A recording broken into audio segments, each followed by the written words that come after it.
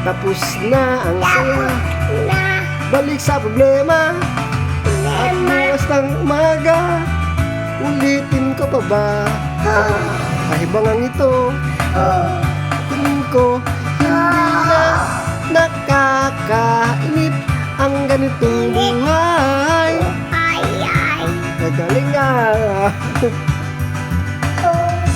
Nakakainip ang ganitong buhay. Ganitong buhay. Nakakabaliw ang ganitong buhay. Galing. Ate Basilia, ate.